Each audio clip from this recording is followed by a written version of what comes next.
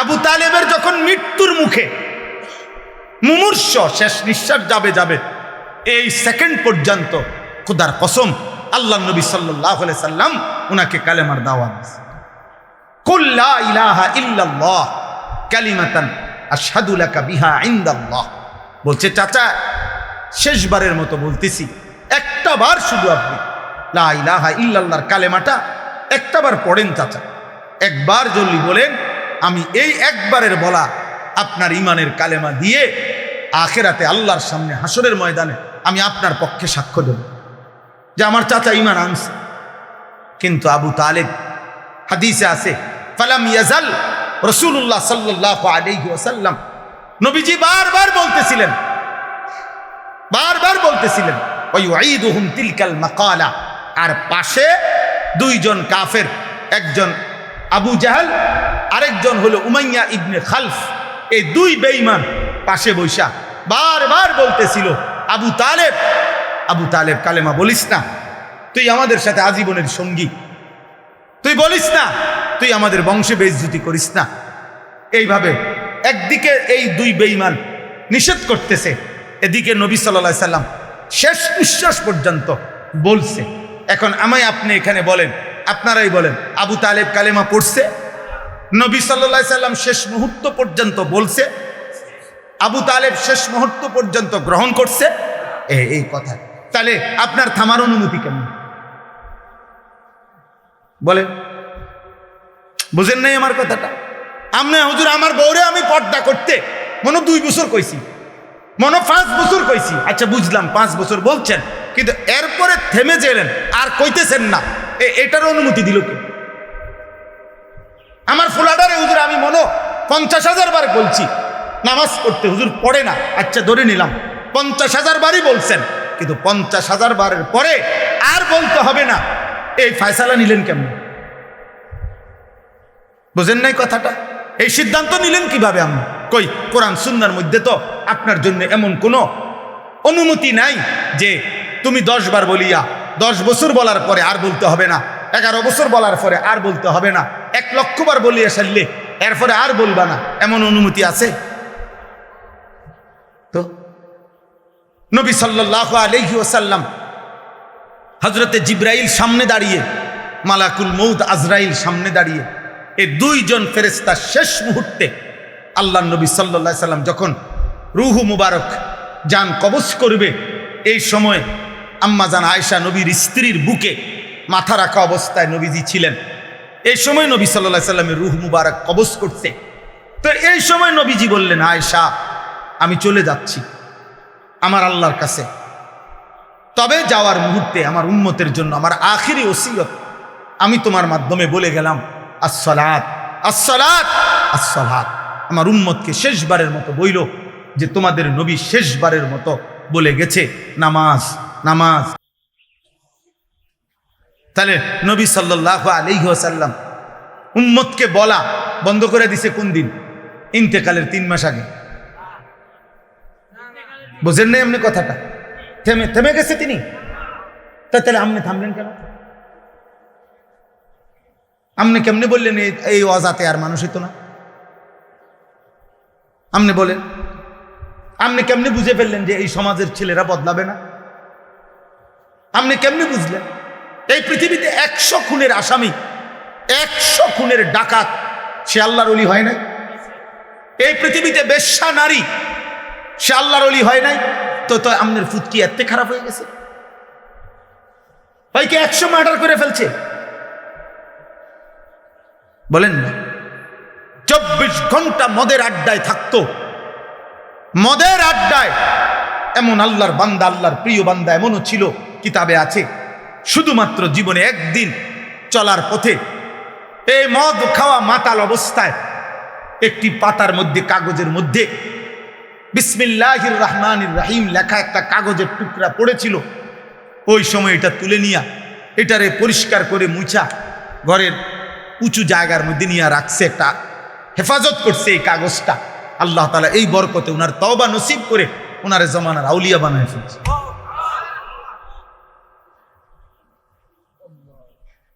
হ্যাঁ, হযরত মুহাম্মদ ইবনে মাসলামা আল কানাবি আমরা কিতাবে পড়ছি, হাদিসের জগতে শ্রেষ্ঠ একজন মুহাদ্দিস। হাদিসের জগতে বাজারের মধ্যে মাস্তানি করতেন। একবার জীবনে একজন আলেম ওই বিদ্রুপ করে উনি অরেজি গাইছে ওই মাস্তান মিয়া যে এই হুজুর কিতা জানেন সাই কোন সে একটা নবীর হাদিস কোন সে কিতা জানেন? মানুষের এরকম দুষ্টামি করছে, আরে সাই লম্বা লম্বা কথা কয় হুজুর জানেন কিতা কোন? ওই হুজুর তখন ইমাম শুবা ইবনুল হাজ্জাজ ওনার নাম, ওই আলেমের নাম, ওই মুহাদ্দিস, ওই আলেম 1 সেকেন্ডের জন্য আল্লাহর কাছে অন্তরে অন্তরে দোয়া করছে, আল্লাহ দুষ্টামি করে হোক ফাত্রামি করে হোক তোমার বান্দা তোমার বন্ধুর হাদিস শুনতে চাইছে, আমি বলি আমনে বরকত দিয়ে আল্লাহ। এই কথা বলিয়া বলছে বাবা শোনো নবীজির একটা হাদিস, ইজা লাম তাস্তাহি ফাসনা মা শিতা। নবী বলছে যখন তোমার লজ্জা নাই, শরম নাই, হায়া নাই, যাও না ফরমান, যা মন চায় তাই করো। কারণ যার লজ্জা নাই তার কিছুই নেই, যার হায়া নাই তার কিছুই নাই। এই কথা বলে উনি চলে গেছে। ওই হুজুর, এই যুবক আমরা কিতাবে পড়ছি, ওনার সাঙ্গপাঙ্গ নিয়া এই সময় এখানেই বসে গেছে। বসে যাওয়ার পরে ওনার সাথের ছেলেরা বলতেছে উস্তাদ উঠতেন না, হয়তো মাস্তান উঠতেন না, চলেন আড্ডা আগের জায়গায়, জুয়ার আড্ডা, মদের আড্ডা। তখন এই মুহাম্মদ ইবনে মাসলামা আল কানাবি, এই যুবক, এই সর্দার, সে বসে বলতেছে শোন বেটা, কি বলছে বুঝছো হুজুরে? বলছে হ্যাঁ শুনছি তো, কি বলছে? কয় তো নবীজি কি বলছে বুঝো নাই? কয় না বুঝি নাই। কারে নবী তো খোদার কসম আল্লাহর নবীর এই হাদিস, নবী তো এটা আমারে বলছে রে, আমার লজ্জা শরম নাই, এই জন্য তো আমি যাকে ইচ্ছা তাকে জুলুম করি, যার তার ইচ্ছা সম্পদ লুণ্ঠন করি, আমি যা মন চায় তাই করি। এই কথা তো আমার নবী আমারই বলছে। শর্তরা এই সব সরাই দিয়া বলছে যা জীবনের পরে ছেড়ে দিলাম। এই হুজুরের কাছে গিয়ে হাদিসের দর্শে বসছে। পরবর্তীতে এই ডাকাত ছেলে ওই জামানার শ্রেষ্ঠ মুহাদ্দিস আছে, ওনার নাম এখন হাদিসের কিতাবে আছে, হাদ্দাসানা মুহাম্মদ ইবনে মাসলামা আল কানাবি। আমরা হাদিস আবু দাউদ শরীফে বহু হাদিস আছে, এই ওনার নাম ইমাম আবু দাউদের উস্তাদ, কিন্তু একসময় জামানার ডাকাত ছিল। তাইলে সংশোধনের সম্ভাবনা আপনি আমি সিদ্ধান্ত দিতে পারেন না, মানে আপনি আমি এ কথা বলার অধিকার নাই, আর হইতো না। বুঝেন নাই আপনি কথাটা? আল্লাহ তাআলা হাদিসে আছে, নবীজি বলছেন 90 বছরের বুড়া, 90 বছরের বুড়া কোনো দিন রাত গভীরে যদি 90 বছরের নাফরমান বুড়াও যদি গভীর রাতে একাকী চোখের পানি ফেলে পিছনের জিন্দিগির গুনাহ ছেড়ে দিয়ে আল্লাহর কাছে কায়মন বাক্যে তওবা করে মাফ চায়, নবীকে আল্লাহ ওয়াদা দিছে বন্ধু 3টা শর্ত যদি আমি পাই, 1 গুনাহ ছেড়ে দিছে, 2 আর করবে না ওয়াদা দিছে, 3 লজ্জিত আর অনুতপ্ত হয়ে আমার কাছে মাফ চাইছে। বন্ধু আমি খোদার কসম, আমি আল্লাহর জাতের কসম, আমি 90 বছরের টানা গুনাহ নাফরমান আমি তারও মাফ করি। শর্ত হইল এই 3টা হইতে হবে, সে গুনাহ ছেড়ে দিতে হবে, আর করবে না, ওয়াদা দিতে হবে, লজ্জিত হয়ে আমার কাছে মাফ চাইতে হবে। তাহলে যে মালিক 90 বছরের গুনাহ মাফ করে দিতে প্রস্তুত আছে, সেই মালিকের থেকে আপনি কাউকে নিরাশ করে দিবেন কেন? বুঝেন নাই কথা? আপনি তাকে না তারে দিয়ে আর হইতো না, কিতা হইতো না, আপনি কেমনে বুঝলেন? আপনি কেমনে বুঝলেন তারে দিয়ে হইতো না? এই ব্যাটারি দিয়ে হইতো না কেন? এই জন্য আমি আজকেও বুঝাইছি এক ভাইকে, যা ভাইয়া সবার আগে মনে রাখবেন, আপনি এই মহিলারে বদলাইয়া যে মহিলা নিবেন ওইটাও মহিলাই। এই জন্য প্রত্যেক পুরুষের বাবা, আমি প্রসঙ্গক্রমে বলতেছি, স্ত্রীর যেই কোনো রকমের অন্যায় আচরণে আপনার যত পেরেশানি হোক, সমাধান প্রথমেই আপনি তালাকের কাছে যাইয়েন না, সমাধান আপনি কইয়া লাইয়েন না 1 তালাক 2 তালাক, এই সমাধানে যাইয়েন না। আপনি সংশোধনের যত চেষ্টা কোরআনে আছে, রসুলের হাদিসে আছে, উলামায়ে কেরামের কিতাবে আছে, আপনি আবার বুঝেন, আবার বুঝেন, আবার বুঝেন, আলেমে দ্বীন থেকে বুঝতে চেষ্টা করেন, বুঝতে চেষ্টা করেন, কিন্তু আগে কেউ বুঝতে চায় না, সবাই বুঝতে আসে দিয়ে এসে যায়। বুঝেন না আপনি কথাটা? 3 তালাক না 30টা দিয়া এক লগে কতক্ষণ তালাক দিয়া এরপরে আইয়ে বুঝতে দিন। এখন কি করা হুজুর? এখন কি করা? এখন বয়ে বয়ে বন খাইবেন, বুঝেন? অন চা দিয়ে ভিজাইয়া বন খাইবেন। তালাক তো দিছে নি, সারছে তো, আর কি?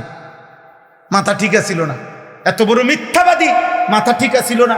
মানুষে পাগল যারা, পাবনা যারা পাগল, যার মাথা ঠিক নাই, তে বুঝি হেনে বইয়ে বইয়ে 1 তালাক 2 তালাক কর। তো তাহলে মাথা ঠিক ছিল না কি তা বলে? এটা কোনো যুক্তি হইল? আপনি বুঝেন নাই এটা? আপনি বুঝেন না মহিলারে 1 তালাক 2 তালাক 3 তালাক বললে মহিলার তালাক হয়? আপনি এটা জানেন না, বুঝি না জানলে আপনি এটা কইছেন কেমন? বুঝেন না এমনি কথাটা? এটা একটা মিথ্যা কথা না? আপনি বললে হে বেটা বলে মাথা ঠিক আছিল। কি মাথা ঠিক আছিল? মাথা আগের চাইতে বেশি ঠিক আছে। এই জন্যই তো তুমি এটা বলছো। এটা বললেই তো তুমি বুঝো যে এটা দিয়ে বেডির সাথে বিচ্ছিন্ন হইতে হয়, নাহলে এটা বললা কেন? এই জন্য আমি উদাহরণ দিলাম। হ্যাঁ, অপরাধ আছে চলার পথে, নারী পুরুষের, স্বামী স্ত্রীর কারো না কারো পক্ষের বাড়াবাড়ি হইতেই পারে, কিন্তু সমাধানে কেন প্রথমেই? কত আমি এই সেদিনও কিছুদিন আগে, আহা এটা বলাও তো লজ্জার বিষয়, সেই ছেলে বলতেছে কাইন্দা আমার জড়ায় ধরে, হুজুর আমি নিজ কানে শুনছি, হুজুর আমার মা, আমার আব্বা আমার মারে তালাক দিছে কাজ্জা করে, ঝগড়া করে, কিন্তু এখন মা বাবা নিজের আবার আগের মতোই থাকতেছে, কেউ রে বলেও না, হেরা হেরা আবার মিল্লা গেছে। কিন্তু হুজুর আমি তো জানি, আমি নিজ কানে শুনছি, আমি তো জানি এটা হারাম। তাহলে আমনে এই সমাজ বানলো না, কিন্তু আসমানওয়ালা কথা বলেন না, আল্লাহ জানে না? আল্লাহকে ফাঁকি দিবেন কেন? আখেরাত বরবাদ করে ফেললেন কেন? বলার আগে ভাবলেন না কেন? ইসলামের মধ্যে একাধিক পন্থা আছে, অসংখ্য ব্যবস্থাপনা কোরআনুল কারীমের মধ্যে আছে। সূরা নিসা পুরাটা কোরআনুল কারীমে মহিলাদের সংক্রান্ত একটা পূর্ণাঙ্গ সূরা আছে, সূরা নিসা। এই নিসা শব্দের অর্থই নারীগণ। কোরআন শরীফে পুরুষগণ এই নামে কোনো সূরা নাই, কিন্তু নারীর নামে সূরা আছে। পুরুষের নামে কোনো সূরা নাই, মানে পুরুষগণ এ কথা নামে নাই, কিন্তু নারীগণ বহু বচন এই নামে সূরা আছে। এই সূরার মধ্যে আল্লাহ তাআলা একাধিক ব্যবস্থাপনা, স্বামী স্ত্রীর দ্বন্দ্ব হইলে, ঝগড়াঝাটি হইলে কি করা উচিত এর ব্যাপারে অসংখ্য দিক নির্দেশনা আল্লাহ তাআলা উল্লেখ করছে। আপনি তো দিনই মানেন না, আপনি তো মনে করছেন বন, বিড়ি, সিগারেট, চা দোকান আর উপার্জন, বাজার করবো আমি, দোয়ানদারি করবো আমি, পয়সা কামামু আমি, আর তুই বেড়ি আমার কথা মতোই চলতে হবে, আমি যেটা কই দেয় না। না, তারও আপনি ছাড় দেন, সেও আপনাকে ছাড় দিবে, দুইজনে মিলে মিশে আপনি আরো একাধিক ব্যবস্থাপনা কি হতে পারে এটা চেষ্টা করেন। একাধিক আপনি তো এর বদলাইয়া যে বেডিরে বিয়ে করবেন, এটা তো বেডিয়ে, ওটা প্লাস্টিক না তো, কথা বোঝেন নাই আপনি? আরেকজন যে বিয়ে করবেন সেটা মহিলা না, কথা বলে না, ওইটা মহিলা কিনা, তো এই আচরণ যে ওই মহিলার মধ্যে হবে না, অথবা তার মধ্যে আরো বেশি পরিমাণে হবে, আপনি তখন কি করবেন? আপনি কয়টা বদলাবেন? কয়জন বদলাইবেন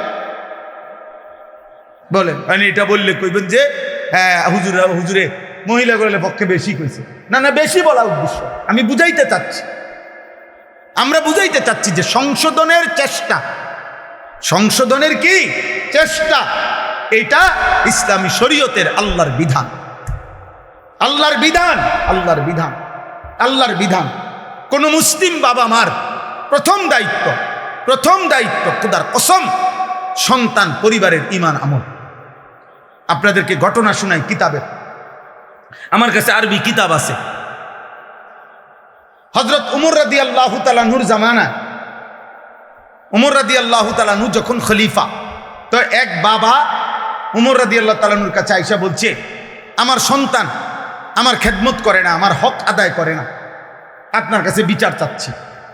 উমর রাদিয়াল্লাহু তাআলা নূর ওনার ছেলেকে ডাকছেন, ডাইকা বলছেন, তুমি তোমার বাবার হক আদায় করছো না কেন? বাবারে কষ্ট দিচ্ছ কেন? উত্তর দাও। এই তখন ছেলে, হাদিসে আছে, ওই ছেলেটা উমর রাদিয়াল্লাহু তাআলা আনহুকে প্রশ্ন করছে, আমিরুল মুমিনিন, আপনি আপনি বলেন, আমার বাপে আমার কাছে যেমন আমার উপরে যেমন হক আছে, আমার কোনো হক আমার বাপের উপরে ছিল কিনা, আমার কোনো প্রাপ্য আসেনি আমার বাপের নিকট, সেটা কি বলেন? হাদিসে স্পষ্ট আছে। হযরত উমর বলছে, হ্যাঁ, তুমি আর তোমারও 3টা হক আছে তোমার বাবার নিকটে। তোমার বাবার যেরকম হক আছে তোমার নিকটে, তোমারও 3টা হক আছে তোমার বাবার নিকট। তো ওই ছেলেটা বলল, সেগুলা কি বলেন? 1 নম্বরে উমর রাদিয়াল্লাহু তাআলা বললেন, আইয়ান তাকিয়া উম্মাহু, তোমার বাবার প্রথম দায়িত্ব হলো একজন পুরুষ হিসাবে, একজন প্রথম ভবিষ্যতে সন্তান হবে বিবাহের মাধ্যমে, এই জন্য একজন পুরুষের প্রথম দায়িত্ব একজন পবিত্র, নেককার, চরিত্রবান স্ত্রী নির্বাচন করা, তালাশ করা, এটা প্রথম হক। যে ব্যক্তির স্ত্রী অসৎ চরিত্রহীন, বেপর্দা, বেহায়া নারী যে বিবাহ করছে, তুমি যদি সন্তান হয় তোমার, তো খোদার কসম তুমি তোমার সন্তানের হক নষ্ট করলে। তুমি একটি বেহায়া নারীকে তার মা বানাইলে, যার সাথে তুমি বিবাহ বহির্ভূত হয়তো 5 বছর প্রেম করছো, হারাম সম্পর্ক করছো, এই নারী চরিত্রবান না, এই নারী চরিত্রবান না। এ তোমার জীবনও বরবাদ করবে, তোমার আগত সন্তানের জিন্দিগিও বরবাদ। রাস্তার ভালোবাসা আর চটপুটির ভালোবাসা আর সংসারের ভালোবাসা এক কথা না। চটপুটির দোয়ানের ভালোবাসা আর পার্ক আর রেস্তোরাঁ আর মোবাইল আর ফেসবুকের ভালোবাসা, রাত্র গভীরের ইউটিউবের ভালোবাসা, নর্তকীর ভালোবাসা আর বাস্তবতার সংসারের ভালোবাসা এক না। সিনেমার নর্তকীর হাসি আর প্রেমের সুন্দর সুন্দর কথা, ওই বেড়ি তো 3 মাসেও একদিন কোনো কাম কাজ করে না। আর তোমার ঘরের স্ত্রী তো সকালবেলার ভোর থেকে নিয়ে রাত 10টা পর্যন্ত, মহিলা তো সংসারের হাজারো কাজ আঞ্জাম দেয়। তারে ওই বেডির লোকের তুলনা করলে হবে না, তাকে তার অবস্থার সাথে তুলনা করে তার জিন্দিগির সাথে মিলাইতে হবে। তাহলে 1 নম্বরে একটি পবিত্র মা নির্বাচন করা, স্ত্রী নির্বাচন করা সন্তানের হক। কে বললেন? কথা বলে না, কে বলছিলেন? 2, আইয়ুহসিনা ইসমাহু, তোমার একটি সুন্দর নাম নির্বাচন করা, একটি সুন্দর নাম রাখা সন্তানের হক, বাবার নিকট। 3 নম্বর, আইয়ুআল্লিমাহুল কোরআন। হযরত ওমর বলছেন, তোমার 3 নম্বর হক সন্তানের তার বাবার মার নিকট, বাবার নিকট তাকে আল্লাহর কোরআন শিক্ষা দাও, আল্লাহর কোরআন শিক্ষা দেওয়া, দিন শিক্ষা দেওয়া। বিশ্বাস করেন ওই ছেলেটা, ওই যুবক তখন বলছে, আমিরুল মুমিনিন, মহান আল্লাহকে সাক্ষী রেখে আমার আব্বাকে বলেন উনি আমার এই 3 হক আদায় করছে। উনি বলেন, আমি সব জানি আমিরুল মুমিনিন, আমার মা কেমন ছিল ওনারে বলতে বলেন, আমার এটা কি নাম রাখছে আমার নামের অর্থ বলতে বলেন, আর আমারে আল্লাহর কোরআন কোনোদিন দিন শিখতে বলছে কিনা জিজ্ঞেস করেন। হযরত ওমর জিজ্ঞেস করছে, বাবা তুমি উত্তর দাও। ওই বাবা মাথা নোয়ায় ফেলছে। স্পষ্ট কিতাবে আছে, হযরত ওমর তখন ধমক দিয়ে বললেন, তুমি যেমন তোমার সন্তানের হক নষ্ট করেছ, তো অপেক্ষা করো, কাজেই তোমার সন্তান তোমার হক নষ্ট করছে। টিট ফর টেট, ইট মারলে পাক্কেল খেতে হয়। কামা তাদিনু তুদানু, যেমন কর্ম তেমন ফল। এটা জরুরি। আমি তো এই জন্য ছেলেদেরকে সবসময় বলি, আব্বা তোমার আজকের এই মোবাইল, আজকের এই নারীর আসক্তি, আজকে তোমরা যারা নওজোয়ান ছেলে দিবানিশি মোবাইল চালাও, নারী দেখো, ছবি দেখো, অশ্লীল দৃশ্য দেখো, নামাজ নাই, সেজদা নাই, পাক নাফাক নাই, পবিত্রতার ধার ধারণা। আব্বা মনে রাখো, একটা ছেলে, এখানে তো তুমি শেষ না, তুমি তো শেষ না, এখনো না তুমি ব্যাচেলার, এখনো না তুমি অবিবাহিত। আল্লাহ চাহিত তো তোমার সংসার হবে, আল্লাহ চাহিত তোমার ফ্যামিলি হবে, আল্লাহ চাহিত আবার তোমার ঘরে সন্তান আসবে। সেদিন তুমি আমার 14 বছরের ছেলে মাদ্রাসায় পড়ে, ঢাকা, সাইনবোর্ড জামিয়া আশরাফিয়া মাদ্রাসায়, তো এ বছরের শুরুতে রমজানের সময় ওই আমারে বলছিল, আব্বু নাহাফি মীর জামাত, আমার ছেলে এখন যেই জামাতে পড়ে, আব্বু আমি একটা কিতাব আছে গুলিস্তা ফার্সিতে, এইটা কঠিন, আমি এটা পারতাম না, আমি এটা পারি না, বুঝি না, আমি এটা দেখছি একটু আধটু। আমি তারে বুকে জড়াইয়া বলছি, আব্বা আমি ওই নাহাফি মীর জামাতে 1996 সালে এই জামাতে আব্বা আমিও পড়ছি, এবং আব্বু এটা একদম সহজ, আব্বু পড়ছি এটা, আব্বু এটা পড়ার সময় জানি এটা আব্বা কঠিন হবে না। আর আমি এই জামাতে 1996 সালে বাংলাদেশ কওমি মাদ্রাসা শিক্ষা বোর্ডে বেফাকে সারা বাংলাদেশে সেকেন্ড হয়েছি, 2 নাম্বার স্ট্যান্ড করেছি, তুই পারবি আব্বা। তো এটা বলার পরে তারা তো মাদ্রাসায় বুঝাইয়া পাঠাইলাম। তো আলহামদুলিল্লাহ কোরবানের আগে যখন প্রথম মূল্যায়ন পরীক্ষা হয়েছে, আমার সন্তান 7 বিষয়ের মধ্যে ওই বিষয়টাতেই সবচেয়ে বেশি নাম্বার। তো আমার বলার উদ্দেশ্য কি, এটা কি বুঝাইতে চাই, তোমাদের ছেলেদেরকে বুঝাইতে চাই, আব্বা আমি আমার ছেলেটাকে আমার ছাত্র জীবনের 96 সালের ঘটনা বলে উৎসাহিত করছি আমার ছেলেকে। এখন তোমরা যেই সমস্ত ছেলে এখানে আসো, যে কয়জনে আসো, প্রিয় ভাই একজন হইল ভাইব যে মনে করো আল্লাহ হায়াত দিলে আগামী 20 বছরের মাথায়, আগামী 25 বছর পরে তোমার সন্তান যখন 14 বছর হবে, 12 বছর হবে, 10 বছরে তোমার সন্তান হবে, তুমি তারে কি বলবা, নিজের গল্প কি বলবা, নিজের কাহিনী কি বলবা? তুমি নিশ্চয়ই এটাই বলবা যে বাবা আমি তোর সেই বাপ, 16 বছর বয়সে আমি বাপ, তোর সেই বাপ, আমি যখন 16 বছর বয়সী ছিলাম সারা রাত মোবাইলে উলঙ্গ ছবি দেখতাম, নর্তকীর নাচ দেখতাম। আমি তোর সেই নাফরমান বাপ যে কোনোদিন 5 ওয়াক্ত নামাজ পড়ি নাই, যে 365 দিনে কোনোদিন ফজরের নামাজ পড়ি নাই। আমি তোর সেই নিকৃষ্ট বাপ, তুই আমার সন্তান, নাই তো তুই কি বলবি নাফরমান? বলো আব্বা, একটা ছেলে বলো, একটা বেনামাজি নাফরমান চরিত্রহীন যুবক নারী দেখে, ছবি দেখে, মদের আড্ডা, জুয়ার আড্ডা, নারীর আড্ডা, অসৎ বন্ধুদের আড্ডা, এখানেই শেষ? তুমি সামনে আগাইতা না? তুমি সামনে আগাইতা না? বলে হযরত ইমাম শাফিঈ রাহমাতুল্লাহ আলাইহি, আমাদের 4 মাযহাবের একজন ইমাম, ইমাম শাফিঈ জগৎ বিখ্যাত মুজতাহিদ ছিলেন, সারা পৃথিবী স্বীকৃত ইমাম ছিলেন তিনি। ইমাম শাফিঈ রাহমাতুল্লাহ আলাইহি পরিষ্কার বলছে, হে মুসলমান, আল্লাহর কসম, আয-জিনা কারজুন। নাউযুবিল্লাহ। ইমাম শাফি বলে গেছে যে শোনো, ব্যভিচার, নারীর সাথে হারাম সম্পর্ক, খোদার কসম তিনি বলছে এটা একটা ঋণ, যে করলা মনে রেখো, তওবা না করিলে, আল্লাহ মাফ না করিলে তোমার ফ্যামিলির কাউকে দিয়ে অচিরেই সেই ঋণ তুমি শোধ দিতে হবে। খোদার কসম, আদ্দা ওয়াদ্দাওয়া কিতাব এটা, তোর বিবি শোধ দিবে, তোর মেয়ে শোধ দিবে, তোর বোন শোধ দিবে, তোর ব্যভিচার, তোর নোংরামির শোধ তোর বিবি দেবে, তোর স্ত্রী, তোর মা, তোর বোন, তোর কন্যা। নাউজুবিল্লাহ। সেদিন বুঝবা জীবন কত কঠিন। আমাদের কুমিল্লা মুরাদনগরে একজন আলেমে দ্বীন, এই কোরআন সামনে বললাম ভাই, উনি নিজে বলছে এক মেয়ে এক ছেলের সাথে ভাগ্যা গেছে, ওই এলাকায় ভাগ্যা যাওয়ার পরে বাফে তালাশ করতে করতে না পাইয়া মামলা করছে পোলার নামে। পোলার সন্ধান জানতো কিন্তু খুঁজে পাচ্ছিল না।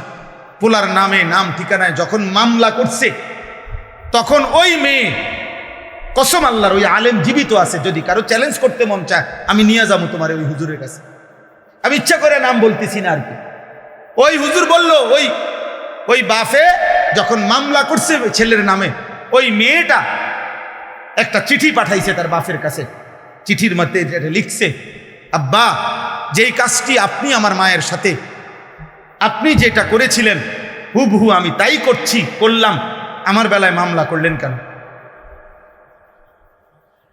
তার মানে আপনি জবাব দেন, আব্বা আপনি কি আমার মারে ভাগাইয়া নিয়ে বিয়ে করেন নাই? আমি তো জানি। তো একই কাজ আমি করলাম, এখন আমার বেলায় মামলা দিলেন কেন? ওই বাবা কসম আল্লাহ ওই আলেমের কাছে আইলে চিঠি দেখাইয়া অজরে বাচ্চার মতো কাঁদছে যে হুজুর এখন আমি কি বলবো, আমি আমার মেয়েরে ফিরাই আনবো কেমনে? আমার মেয়ে তো কোনোভাবেই বুঝাই যায়, সেটাই বুঝাচ্ছে যে বাবা আমি ইচ্ছে করে গেছি, তোমার কি এখানে? কিন্তু সে তো আমার নিজের ইজ্জতের উপরে, অস্তিত্বের উপরে কি দিল? আর কিছু বলার আছে? এবার কথা বলেন না কেন? এই জন্য দোস্ত আমার, প্রিয় ভাই আমার, আমি এটাই চাইছিলাম, আমরা এটাই চাই প্রতিদিন। আমার কষ্ট হয়, ওই ভাই রাগ করছে, রাগ করুক, কোনো অসুবিধা নেই, কিন্তু এই স্ট্যান্ড আর হাতে ধরা মোবাইল এক কথা না। এই যে দেখেন আপনাদের এখন মনোযোগ, প্রত্যেকের কম বেশ আমাদের দিকে আন্তরিকভাবে একটা মনোযোগ আছে। এটা যদি মোবাইল ধরে রাখতেন, ভিডিও করে আজ্ঞাইতো, পিচ্ছাইতো, এটারে এরুম করতো, সবাই দিয়ে উড়াইতো, এই মনোযোগটা কি তৈরি হইতো? এই কথাটা দিলে পৌঁছতো? আমি তো আগেই বলছি, পরিবর্তন তো কার হাতে? আল্লাহর হাতে। পরিবর্তন আল্লাহর হাতে, আল্লাহর হাতে, আল্লাহর হাতে। গতকালকে যখন আসার পরে আমি বয়ান করছি, গতকাল ওই মন কষায়ের একটা জায়গা আছে, কসবার পরে ওইখানে অঝোরে বৃষ্টি হইতেছে মসজিদে, মানে বাহিরে একেবারে পুরা বৃষ্টির মধ্যে ফুল বৃষ্টি হইতেছে মুষলধারে।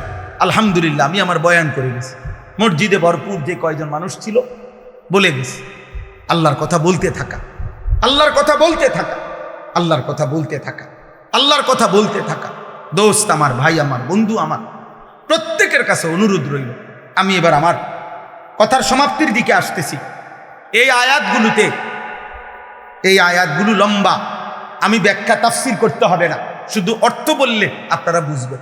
একটা কথাই শুধু আল্লাহ এই আয়াতগুলোতে বলছে, এই 7টা আয়াতে আল্লাহ বলছে, বান্দা কোরআন আমি পাঠাইছি, রসুল আমি পাঠাইছি, আর তাওহীদ ঈমানের কালেমা আমি দিয়েছি, তোমরা কোনোভাবেই আমার তাওহীদকে অবজ্ঞা করো না, আমার রসুলকে অবজ্ঞা করো না, আমার কোরআনকে অবজ্ঞা করো না।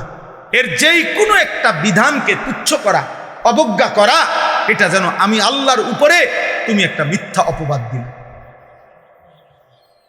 অপবাদ দিলে, তুমি যেন আমার গায়ে হাত দিলা, তুমি যেন আমি আল্লাহর অস্তিত্বে আঘাত করলে, আঘাত করিলা। এই জন্য এই 3টি জিনিস, কোরআন, রাসূলুল্লাহ সাল্লাল্লাহু আলাইহি সাল্লাম এবং তাওহীদ। তাওহীদ কি বুঝেন?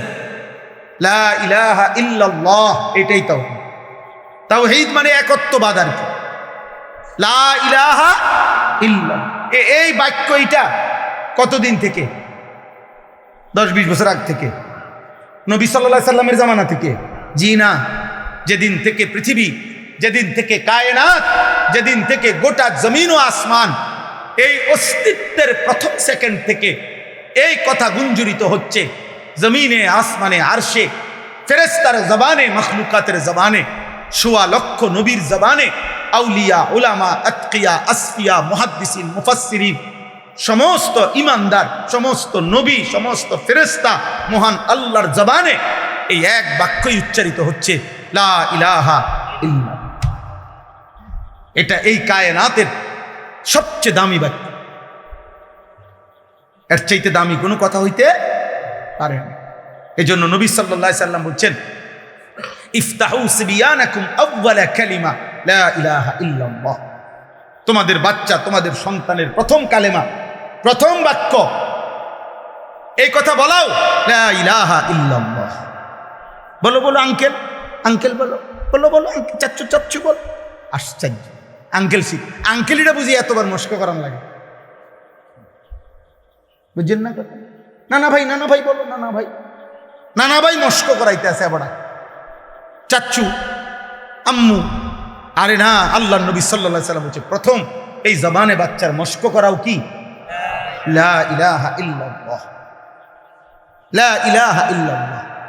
মান কানা আখিরু কালামিহি লা ইলাহা ইল্লাল্লাহ দাখালাল জান্নাহ। আবার নবী বলছে, যার শেষ কালেমা হবে মৃত্যুর মুহূর্তে লা ইলাহা ইল্লাল্লাহ, সাথে সাথে জান্নাত। তাওহীদ যেন হয় প্রথম দিনের সবক, তাওহীদ যেন হয় শেষ দিনের সবক, তাওহীদ যেন হয় জবানের প্রথম বাক্য, তাওহীদ যেন হয় জবানের শেষ। তাওহীদ মানে কি বলেন না? লা ইলাহা ইল্লাল্লাহ। এই কথা এক যাররা অস্বীকার করা। আল্লাহ বলেন আমার গায়ে অপবাদ দাও, আমারে মিথ্যা অপবাদ দাও, আমি তারে ছাড়ব না, আমি তারে ছাড়ব না রে বান্দা। দুই, আমার রাসূলের এক সেকেন্ডের কোনো কিছুকে কেউ সামান্যতম অস্বীকার করা, অবজ্ঞা করা, তুচ্ছতাচ্ছিল্য করা আমার নবীর, আমি এটা মাইনা নেব না, আমি এটা মাইনা নেব না। কারণ আমার নবী সাল্লাল্লাহু আলাইহি সাল্লামের জবান মুবারকের একটি অক্ষরও তার নিজের না, যা আমি বলছি তিনি তাই বলছেন। নবী সাল্লাল্লাহু আলাইহি সাল্লাম নিজের থেকে বলছেন তো? কথা বলে না? মা ইয়ানতিকু আনিল হাওয়া ইন হুয়া ইল্লা ওয়াহয়ুন ইউহা। আল্লাহ বলে কসম, আমার নবী নিজের থেকে বলে না, আমি যা ওহী নাজিল করি তাই বলে। আল্লাহ বলছে ওয়া ইন্নাকা লাআলা খুলুকিন আযীম। কসম করে বলছি বন্ধু, চরিত্রের আর আখলাকের সমস্ত গুণ সর্বোত্তম বানিয়ে আমি আপনাকে দুনিয়াতে পাঠিয়েছি। আপনার সব সেরা। নবী সাল্লাল্লাহু আলাইহি সাল্লামের বাহ্যিক যত গুণ সব শ্রেষ্ঠ, আর্থিক আভ্যন্তরীণ যত গুণ সব সর্বশ্রেষ্ঠ। চেহারা অঙ্গে সৌন্দর্যে তিনি অতুলনীয়, রূপে যেমন অতুলনীয়, গুণেও তিনি অতুলনীয়। নবী সাল্লাল্লাহু আলাইহি সাল্লামের বাহ্যিক বেশভূষা এটাও সবচেয়ে সুন্দর, নবীজির আর্থিক গুণাগুণ সব শ্রেষ্ঠ সুন্দর। এই জন্য নবী সাল্লাল্লাহু আলাইহি সাল্লামের নাকের চাইতে সুন্দর নাক আল্লাহ সৃষ্টিতে নাই। নবীজির চোখের চাইতে সুন্দর চোখ মুবারক কায়নাতে আর নাই। নবীজির আঙ্গুল মুবারকের চাইতে সুন্দর আঙ্গুল এই সৃষ্টিতে আর নাই। নবীজির ঘাম মুবারকের চাইতে সুঘ্রাণ এই সৃষ্টিতে আর কারো নাই। নবী সাল্লাল্লাহু আলাইহি সাল্লামের হাসির চাইতে সুন্দর হাসি সৃষ্টিতে আর কারো নাই। নবীজির কান্নার সাথে সুন্দর কান্না সেই সৃষ্টিতে আর কারো নাই। নবীজির হাঁটার স্টাইলের সাথে সুন্দর স্টাইল আর কায়নাতে কারো নাই। পোশাকের মতো সুন্দর পোশাক খোদার কসম কায়নাতে আর কারো নাই। নবীজির ধৈর্যের সমান কারো ধৈর্য নাই। নবীজির সহ্য ক্ষমতার সমান কারো নাই। নবীজির বীরত্বের সমান কারো নাই। নবীজির সেজদার মতো কারো সেজদা নাই। নবীজির রুকুর মতো কারো রুকু নাই। নবীজির তেলাওয়াতের মতো কারো তেলাওয়াত নাই। ও খালিকিয়ত মে বেমিসাল, ये हुस्न कमाल में बेमिसाल। উনি আল্লাহ, উনি যেমন তুলনাহীন, ইনি মুহাম্মদ, ইনিও তুলনাহীন। ইনিও কি তুলনাহীন। কাকে ছেড়ে দিলাম? মুসলমানের সন্তান, কার চুলের ডিজাইন ছেড়ে দিলা? কার চুলের ডিজাইন গ্রহণ করে? কার জামা ছেড়ে দিলা? কার জামা পরলা? কার গেঞ্জি ছেড়ে দিলা? কার গেঞ্জি পরলা? কার চেহারা বানাইলা? আরেকবার ভাইবা দেখি। এই পৃথিবীতে এই কয়দিন আগেও আমেরিকার একজন মুসলিম, আমেরিকার উচ্চ শিক্ষিত ব্যক্তি, গোটা আমেরিকান মানে রাসূলুল্লাহ সাল্লাল্লাহু আলাইহি ওয়াসাল্লামের জীবনীর উপরে একটি চমৎকার রেভিলেশন, রাসূলুল্লাহ সাল্লাল্লাহু আলাইহি ওয়াসাল্লামের জীবনীর উপরে একটা কিতাব লিখছে ইংলিশে। সারা পৃথিবী, সারা ইউরোপের যারা জ্ঞানী গুণী খ্রিস্টান, ওরা পর্যন্ত এই কিতাবকে, এই বইটিকে, নবীজির জীবনীটাকে একটি নির্ভরযোগ্য চমৎকার কিতাব হিসাবে স্বীকৃতি দান করছে। এই পৃথিবীতে যতবারই আমাদের নবী সাল্লাল্লাহু আলাইহি সাল্লামকে পেশ করা হয়েছে, যার সামনে পৃথিবীর সর্বোচ্চ জ্ঞানী গুণী, তিনি অকপটে স্বীকৃতি দিতে বাধ্য হয়েছে, ইনিই সেরা, ইনিই শ্রেষ্ঠ। মুহাম্মদ সাল্লাল্লাহু আলাইহি সাল্লাম ওয়ান্ডারফুল ম্যান। সবচেয়ে অবাক করা, বিস্ময়কর, মাত্র 23 বছরে এত বেশি বর্ণাঢ্য কাজ, এত একটি পূর্ণাঙ্গ জীবন বিধান, একটি পূর্ণাঙ্গ আখলাক, একটি জীবনের মৃত্যু পর্যন্ত, একটা নিঃশ্বাস পর্যন্ত ঠিক করে দেওয়া সময় নিছে মাত্র 23 বছর। এটা মিরাকল, এটা মুজিজা, এটা আশ্চর্য ছাড়া কিছু আর কিছু না রে। আফসোসের ব্যাপার, কত বড় ধন আল্লাহ করে দিছিলেন, আমরা ফিরাইয়া দিলাম। দাড়ি কাটা মুসলমান ফিরাইয়া দিলা তোমার নবীকে, বিড়ি খাওয়ান না মুসলমান ফিরাইয়া দিলা তোমার নবীরে, হারাম উপার্জনকারী মুসলমান ফিরাইয়া দিলা তোমার নবীরে, বেপর্দা নারী ফিরাইয়া দিল তার নবীকে, বেনামাজি মুসলমানের যুবক ফিরাইয়া দিলি তোর নবীকে। গ্রহণ করলি আর্জেন্টিনার বেঈমান রে, গ্রহণ করলি ব্রাজিলের বেঈমান রে। আহ বদনসিব, কারে ছেড়ে কারে নিলি, কাকে ছেড়ে কাকে নিলি, কার গেঞ্জি গায়ে দিলি রে আব্বা। এই পৃথিবীতে, এই পৃথিবীর, এই বিশ্বের মানবতার উন্নয়নে ওদের কি অবদান? খেলোয়াড় খেলা ছাড়া, তামাশা ছাড়া, এই খেলার দ্বারা, এই বিশ্বকাপ খেলার দ্বারাই এই পৃথিবীর উপকার কি? আখেরাত বাদ দেন, রাখেন থুন। এই পৃথিবীর কি উন্নতি হয়েছে? পৃথিবীর থেকে অভাব, দারিদ্রতা, দুর্নীতি, এরপরে মানুষে মানুষে খুনাখুনি, অথবা দেশে দেশে যুদ্ধ, পারমাণবিক যুদ্ধ, অথবা বিভিন্ন বোমাবাজি, অথবা মানুষের জান মালের যত ক্ষয়ক্ষতি হইতেছে, এর কোনো একটির পরিবর্তনের জন্য এই খেলার কি অবদান? বলো না ভাই, বলো। একটা ছেলে বলো বেটা, দাঁড়ায় বলো, হিম্মত করে বলো তো, তুমি তোমার কাছে যে এই পৃথিবীর কি অবদান হয়েছে, মানে পৃথিবীর উপকার কি হয়েছে? উল্লাস ছাড়া, তামাশা ছাড়া এই পৃথিবীর কি উন্নতি হয়েছে বলেন? আমরা কোনোভাবেই বুঝাইতে পারলাম না আমাদের সন্তানদেরকে, আমাদের সন্তানদেরকে। আফসোস। তাহলে বুঝাইতে চাইলাম এই তিন জিনিস, তাওহীদকে অবজ্ঞা করা, আল্লাহর উপরে অপবাদ দেওয়া, আমাদের নবী সাল্লাল্লাহু আলাইহি সাল্লামের একটা সুন্নাত, নবীজির একটি বিষয়কে ফেলে দেওয়া, এটা যেন আল্লাহর উপরে অপবাদ দেওয়া। মানে আল্লাহকে এটা বলা, আপনি আপনার নবীর মধ্যে যেটা দিছেন এই নিয়ম কানুন, এটা ঠিক হয়েছে না, এটা আমার তো ভালো লাগে না। কথা বলেন না কেন? কোরআনুল কারীমের একটি কথাকে নিজের জীবন থেকে সরিয়ে দেওয়া, এটা আল্লাহর উপরে অপবাদ দেওয়া, যে হে মাওলা, আপনি কোরআনের নামে যেটা দিছেন এটা এই পরিবেশে, বর্তমান পরিস্থিতিতে যথোপযুক্ত না। আল্লাহ বলেন, এবার আসেন তর্জমা। আল্লাহ বলে, যার দ্বারা এই তিনটি যার জীবন থেকে ছুটে যায়, তাওহীদ, রিসালাত, কোরআন, আল্লাহর বিশ্বাস, নবী সাল্লাল্লাহু আলাইহি সাল্লামের ভালোবাসা, আরে কোরআন, কোরআনের অনুসরণ, আল্লাহ বলেন সে সবচেয়ে বড় জালেম, সে আমি আল্লাহর উপরেই প্রতিদিন অপবাদ দিচ্ছে। তোমরা যারা মুসলমানের ঘরে জন্ম নিয়ে, ছেলেরা আমার প্রিয় ভাই, ইসলামকে প্রতিনিয়ত প্রত্যাখ্যান করছো, এটা ঠিক না। আল্লাহকে এইভাবে প্রতিদিন ফিরায় দেওয়া, প্রতি ওয়াক্ত নামাজে কোরআনে আছে, প্রতি ওয়াক্ত নামাজের আজানে খোদার কসম আল্লাহ বলছে, বান্দা মূলত মুয়াজ্জিন ডাকে না, মূলত আমি ডাকি। ইজা নুদিয়া, এটা মজহুলের সিগা, অর্থ হইল যখন আমি আল্লাহর পক্ষ থেকে তোমাকে ডাকা হয়, লিসসালাতি মিন ইয়াউমিল জুমআ, জুমার নামাজের জন্য। তাহলে নামাজের জন্য ডাকে যে মুয়াজ্জিন, মূলত কার পক্ষ থেকে ডাকে? আল্লাহ বলেন, আমি প্রতিদিন ডাকি, তুমি আমার প্রত্যেক ওয়াক্তে প্রত্যাখ্যান করতেছ। তারপরেও বান্দা মনে রাখো, ভাত খাওয়াইতেছি, ঘুম পাড়াইতেছি, দুনিয়া চলতে দিচ্ছি, খুব আহামরি কিছু না এগুলা, কিন্তু আমি আল্লাহ তাআলা আখিরাতে চোখ বন্ধ হইলে কবরে 1 সেকেন্ডের জন্য আর ছাড়বো না। মৃত্যু পরবর্তী আর কোনোদিন সুখ মিলবে না, আর কোনোদিন হাসি মিলবে না, আর কোনোদিন 1 সেকেন্ডের স্বস্তি মিলবে না। নাফরমান, আপাতত দুনিয়া আমার নাফরমানি সত্ত্বেও খাও, ভোগ করো, ভোগ করো, পেশাব করো, পায়খানা করো, লজ্জাস্থানের চাহিদা পূরণ করো, খাও দাও, কারণ দুনিয়া আমি আল্লাহর কাছে একটা মাছির ডানার মূল্য নাই।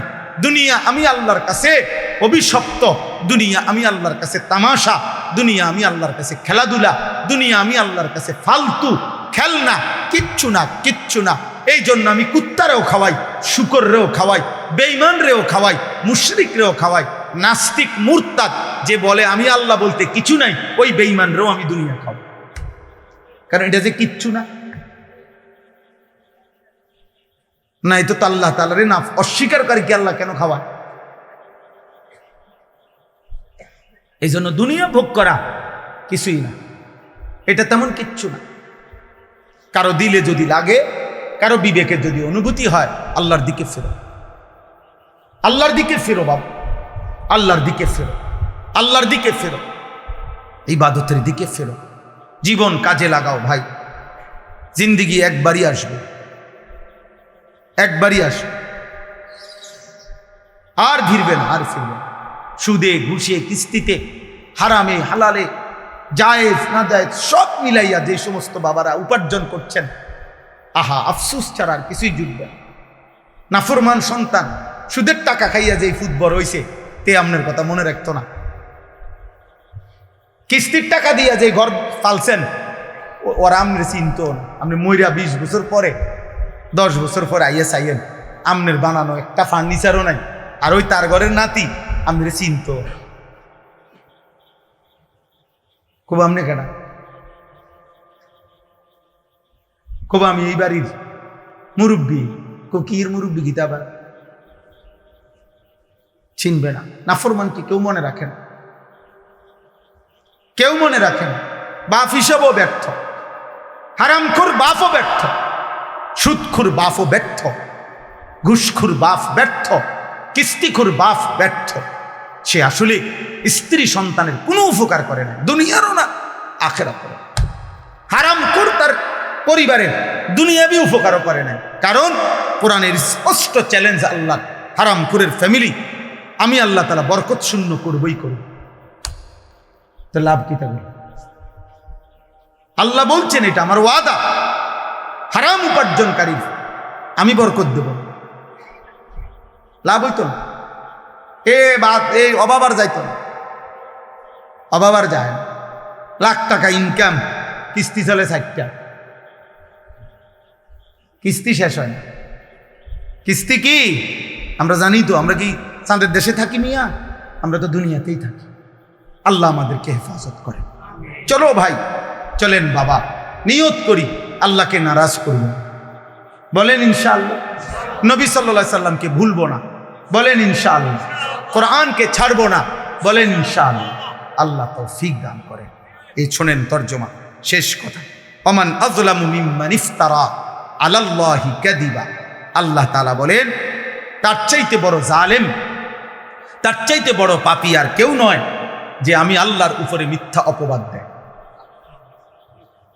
আল্লাহ তাআলা বলেন, উলাইকা ইউরাদুনা আলা রাব্বিহিম। কিয়ামতের দিন ওই নাফরমানকে, ওই পাপীকে, যে আমার কোরআনকে প্রত্যাখ্যান করছে, যে আমার রাসূলকে প্রত্যাখ্যান করছে, যে আমার তাওহীদকে প্রত্যাখ্যান করছে, ওই জালেম আমি আল্লাহ তাআলার সামনে একজন একজন করে আমার সামনে উপস্থিত করা হবে।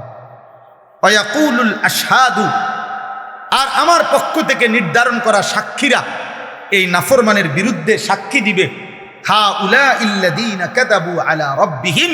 আল্লাহ এটাই আপনার সেই বেঈমান বান্দা যে আপনার প্রত্যেক কথা কাযাবু, মিথ্যা মনে করেছে। আমনে কইছেন এদিকে, তে গেছে এদিকে। আল্লাহ বলেন আমার সাক্ষীরা একজন একজন করে বলবে। আল্লাহর সাক্ষী মোট 5টা। আল্লাহর সাক্ষী মোট কয়টা? 1 নাম্বার, এই ডান কাদের বাম কাদের ফেরেশতা, এই ফেরেশতা সাক্ষী দিবে মুখ দিয়া। 2 নাম্বার, এই লিখিত আমল নামা, ওই যে যেটা ওনারা লিখছে, মানে ওনারা মুখেও বলবে, আবার লেখাও কি ফাইলও শো করবে। এই দ্বিতীয় সাক্ষী হলো কি? আমল নামা। 3 নাম্বার, অঙ্গ প্রত্যঙ্গ। প্রত্যেক ব্যক্তির নিজ নিজ অঙ্গ, হাত পাও চোখ নাক কান, এগুলো আল্লাহর সামনে কি দিবে? এই কয়টা হলো? 4 নাম্বার, পায়ের নিচের জমিন। ইয়াউমাইদিন তুহাদ্দিসু আখবারাহা। 5 নাম্বার, স্বয়ং আল্লাহ নিজে। কয়টা হলো? আইনাল মাফার। আল্লাহ বলবে, বান্দা এখন পালাবে কোথায়? শোনো ফেরেশতা কি বলে, দেখো আমল নামায় কি লেখা, দেখো জমিন কি বলতেছে, দেখো তোমার অঙ্গ প্রত্যঙ্গ কি বলে। আমি আল্লাহ তো দেখছি। ওয়াহুয়াস সামিউল আলিম, ওয়াহুয়াল খবীর, ওয়াহুয়াল বসীর। আমি না বলছি এগুলা যে আমি সব শুনি, আমি সব জানি, আমি সব খবর রাখি, আমি সব দেখি। আমি আল্লাহ কি বলে নাই কোরআনে? কথা বলে না, বলে নাই তো তুই আমার কথা পাত্তা দিলে না কা? এই বেটা, বিষয়টা কি, ঘটনাটা কি? কোরআনুল কারীমে আছে, নাফরমান চিৎকার দেওয়া শুরু করবে, আল্লাহর ফেরেশতাকে আল্লাহ বলবে খুজুহু ফাগুল্লু, ওরে ধর, বান্ধে। ফাগুল্লু অর্থ বান্ধে, ওরা বান্ধে, টাইট করে বান্ধে। ফেরেশতা বলবে আল্লাহ বান্ধিছি, এখন কি করব? আল্লাহ বলবেন সুম্মাল জাহিমা সাল্লু, একটা লাথি দিয়া জাহান্নামে ফেলে দেবে। মার লাথি, মার, ফুটবলের মতো লাথি দে। সুম্মাল জাহিমা সাল্লু, জাহান্নামে ছুঁড়ে মার, দে লাথি দে। কি মনে করছেন আল্লাহকে? বাদ দুগা খাওয়াই দেখে আমরা মনে করছে না আমারে ফিরতো না, আমারে 3 বেলা ভাত খাওয়াই যেই আল্লাহ, আমারে ফিরবো কিত্ত না, আপনারে ফিরতো না, আপনারে ললিপপ খাওয়াইব, আপনারে কবরে আপেল মালটা খাইতে দিবে, আপনি 60 বছর পর্যন্ত বিড়ি খাইতে থাকেন, আপনি 70 বছরের বুড়া চাচা, আপনি বিড়ি খান, খান, অসুবিধা নাই, খাইতে থাকেন বিড়ি। আপনার জন্য ফেরেশতা কবরে রাখছে, আপেল মালটা কাটতে রাখছে, আপনি গেলেই পাইবে। হ্যাঁ হ্যাঁ, খামখেয়ালি। বয়স্ক মানুষেরও যদি গুনাহ ছাড়ার টাইম না হয়, আর কখন ছাড়বে? বলেন না মিয়া, আর কখন ছাড়বে? তাইলে 60 বছরও গুনাহ ছাড়ার টাইম হয় নাই, 60 বছরও টেলিভিশন দেখা বন্ধ করার টাইম হয় নাই, 60 বছর বয়সেও মুখের গালি বন্ধ করার টাইম হয় নাই। আফসোসের বিষয়, কষ্ট লাগে মিয়া, বুড়া বুড়া মানুষ বাঁকা হইয়া গেছে, ওমা চা দোকানে বসে চোখ বড় বড় করে রাক্ষসের মতো টেলিভিশন চান। কিরে বেটা, আপনি কিতা চান? আপনাদের শরীরের কোনো টেম্পার নাই, আপনার শরীরের তো কোনো টেম্পার নাই, আপনি কি দেখেন এগুলা? আপনি নর্তকীর নাচ দেখেন কেন? আপনি জোয়ান বেডির নাচ দেখেন কেন? আপনার শরীরে আসেনি কিছু? আশ্চর্য, আফসোসের বিষয়। আখেরাত কেমন বলা বলছে যে 70 বছরও আখেরাত মনে পড়ে না। আর কখন মনে পড়বে রে আব্বা? রাগ হইয়েন না, আমি না বললে বলবে কে? আলেম না বললে বলবে কে? আপনারে মনে করাই দিব কে? কথা বলে না, আপনারে মনে করাই দিব। আমরাও শুনতে যাই। আলহামদুলিল্লাহ, আমার শায়েখ আল্লামা মুফতি মুশতাকুন নবী কাসিমি হজরত বয়ান করে, তো আমরা নিচে বসে শুনি। আমাদের শায়েখ ঢালকানগরের শায়েখ আরিফ বিল্লাহ হজরত মৌলানা শাহ আব্দুল মতিন বিন হুসাইন প্রতি মাসে হজরতের খানকায় আমরাও যাই শুনতে। এমন না বিষয় কেবল বলি, না না বাপ, বিশ্বাস করেন, আমরাও আমাদের বড় বড় উলামায়ে কেরামের কথা শুনতে থাকি, পড়তে থাকি। দেখেন আপনি গাড়িতে কিতাব আছে কিনা, সাথে যে খাদেম থাকে তাকে বলেন, জিজ্ঞেস করেন যে উনি পড়ে কিনা, শোনে কিনা। অর্থ হইল আমরা প্রত্যেকেরই সংশোধন দরকার, দরকার কিনা বলেন? আল্লাহ আমাদেরকে বুঝার তৌফিক দান করেন। তো আলা লানাতুল্লাহি আলা যালিমিন, আল্লাহ সমস্ত শুইনা, এই যে সাক্ষীর সব গুনার বর্ণনা শুইনা আল্লাহ বলে জালেম তোর উপরে আল্লাহর লানত, লানাতুল্লাহ, বেনামাজি তোর উপরে আল্লাহর লানত, নাফরমান তোর উপরে আল্লাহর লানত, হারামখোর তোর উপরে আল্লাহর লানত। তুই জীবনটা কি করলি? তুই হাই হাতটা কি করলি বান্দা? আমি তোরে কি না দিছিলাম? আল্লাহ আমাদেরকে মাফ করে দেন। আল্লাযীনা ইয়াসুদ্দুনা আন সাবিলিল্লাহ ওয়া ইয়াবগুনাহা ইওয়াজা, আল্লাহ বলেন আমার এই জালেম নাফরমান বান্দা নিজে তো আমার পথে চলে নাই, তদুপরি যে চলতে চাইছিল এমনও বহু লোককে আমার পথ থেকে বিরত রাখছে। আরে থু, যাইতেছেনি নামাজ, বুঝেন নাই কথা? যাইতেছে কেন নাকি নামাজ? একটা এরকম শুরু করছো কেন? নতুন নামাজি হয়ে গেছ, তাই হইল নি কথা? এমন কই না নাই? কথা বলেন না। হ্যাঁ, একেবারে বাপরে, এবারে একেবারে আজকে আব্দুল কাদের জিলানী হয়ে গেছে। হ্যাঁ, বুজুর্গি একেবারে বাপ, তোর চিনি না বেটা, তোরে আমি এই বেটারে বললা একটা কিছু বলিয়া তারে কি করে দিল? নার্ভাস করে দিল। সে ফিরতে চাইছিল, কিন্তু ওই শয়তানে তারে কি করে দিল? ফিরাইয়া দিল আল্লাহর পথ। আল্লাহ বলেন ওই জালেমদের উপরে আমার লানত, যে কেউ আমার পথে চলতে চাইলে যাকে বাধা দেয়। ওয়ায়াবগুনাহা ইওয়াজা। 3 নম্বরে আল্লাহ বলেন ওই জালেমের উপরে আল্লাহর লানত, যে সর্বদা আল্লাহর দ্বীন শরীয়তের মধ্যে ভুল ভ্রান্তি ত্রুটি বক্রতা তালাশ করে কি দিয়ে ফেস লাগান দেয়। কথা বুঝেন নাই কথা? নাউজুবিল্লাহ। অহুম বিল আখিরাতি হুম কাফিরুন। আল্লাহ বলে আখিরাতকে অস্বীকারী, আখিরাতকে বিশ্বাস করে না এমন জালেমের উপরে আল্লাহর লানত। এবার আল্লাহ বলেন উলাইকা লাম ইয়াকুনু মুজিজিনা ফিল আরদ। তবে শুনে নাও, জালেম নাফরমান পাপী যত যাই করো না কেন, আমি আল্লাহকে তুমি দুনিয়াতেও অক্ষম করতে পারবা না। আমার দুনিয়া আমারই, আমার কাছেই তোমার হায়াত, আমার কাছেই তোমার মৃত্যু। তুমি সর্বোচ্চ ক্ষমতার মস্তদে উঠলেও আমার হাত থেকে ছুটতে পারতা না। আর আমি আল্লাহ থেকে আমারে অক্ষম করা যে আমি আর মরবো না, এরকম সিদ্ধান্ত তুমি দিতে পারবা না। কাজে ঘুরে ফিরে তুমি আমারই হাতে। কার হাতে? পৃথিবীর সবচেয়ে বড় পাপী কার হাতে? উলাইকা লাম ইয়াকুনু মুজিজিনা ফিল আরদ ওয়া মা কানা লাহুম মিন দুনিল্লাহি মিন আউলিয়া। আখিরাতে গেলে দেখবে আমি ছাড়া কোনো বন্ধু নাই।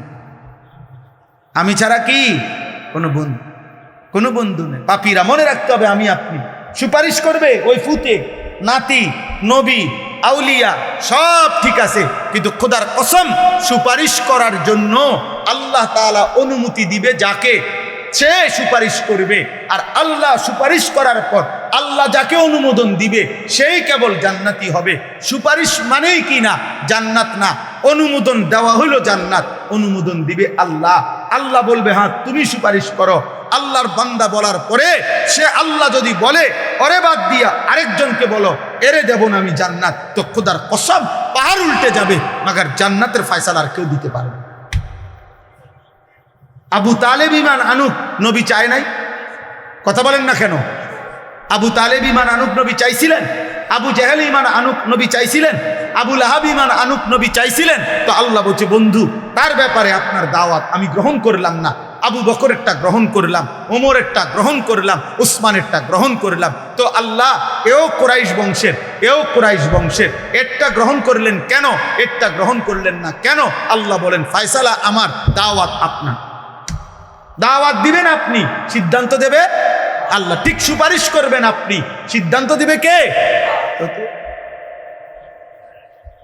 কি বুঝা আছেন? নবী সুপারিশ করবে 100 বার, হাফেজ আলেম সুপারিশ করবে 100 বার, পীর আউলিয়া আল্লাহর নেক বান্দা সুপারিশ করবে, ঠিক আছে সব, কিন্তু আপনাকে যে ছাড়বে তার নিশ্চয়তা, তার নিশ্চয়তা কি? আল্লাহ আমাদেরকে হেফাজত করেন, আল্লাহ আমাদেরকে ইউদাআফু লাহুমুল আযাব। আল্লাহ তাআলা বলেন নেক কাজের পথে যারা বাধাগ্রস্ত করেছে তাদের জন্য দ্বিগুণ শাস্তি। মা কানু ইস্তাতিউনা আস-সামআ ওয়া মা কানু ইউবসিরুন। আমি আল্লাহর কথা না কান দিয়া শুনছে না চোখ দিয়া দেখছে, কিছুই করে না। উলাইকাল্লাযীনা খাসিরু আনফুসাহুম ওয়া যাল্লা আনহুম মা কানু ইফতারুন। আল্লাহ বলেন আজ আখিরাতে তারা নিজেরাও ক্ষতিগ্রস্ত হলো, আর আমি আল্লাহকে বাদ দিয়ে যার দিকে ফিরছিল সেও তাদেরকেও হারিয়ে ফেললো। আজ আর দেবতাও মিলবে না, আজ আর মূর্তিও পাবে না, আজ আর বন্ধু নামের যারা অসৎ পথে চালাইছে তাদেরকেও পাবে। লা জারামা আন্নাহুম ফিল আখিরাতি হুমুল আখসারুন। নিঃসন্দেহে তারা আখিরাতে ক্ষতিগ্রস্ত। কি বলেন না? ক্ষতিগ্রস্ত। আল্লাহ আমাদেরকে হেফাজত করেন, আল্লাহ আমাদের সবার জীবন সুন্দর করে দেন, আল্লাহ তাআলা সবার জীবন সুন্দর করে দেন। আজকের এই মুবারক মাহফিল আল্লাহ তাআলা কবুল করেন। এই জন্য আপনাদের কাছে আমার 2 মিনিট অনুরোধ, দোয়া করছি আমরা।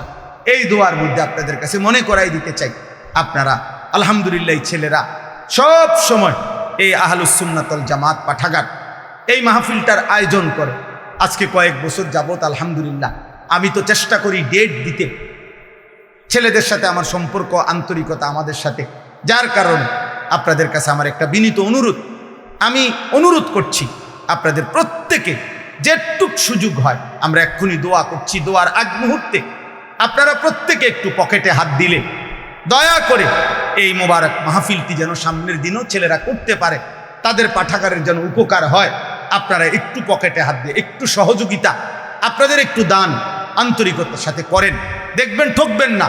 ছেলেরা ভাই তোমরাও দাও, 100 টাকা থাকলে 100 টাকা দাও, 50 টাকা থাকলে 50 টাকাই দাও, আল্লাহ বরকত দেবে ইনশাআল্লাহ।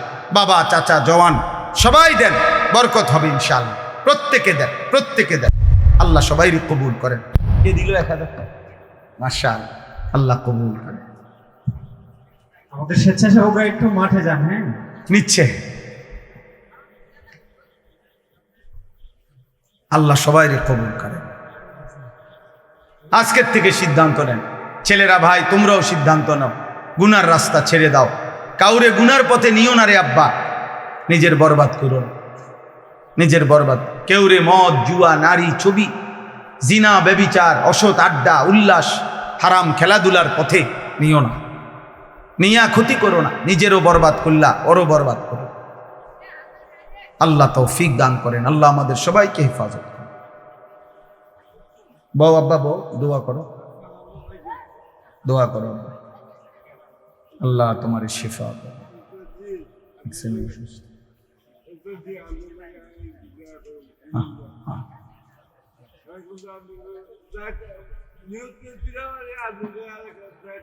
আল্লাহ আল্লাহ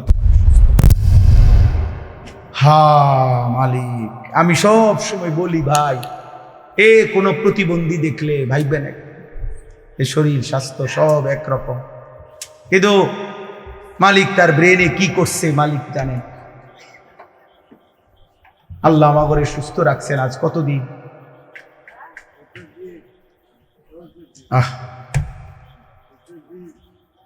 আলহামদুলিল্লাহ রাব্বিল আলামিন।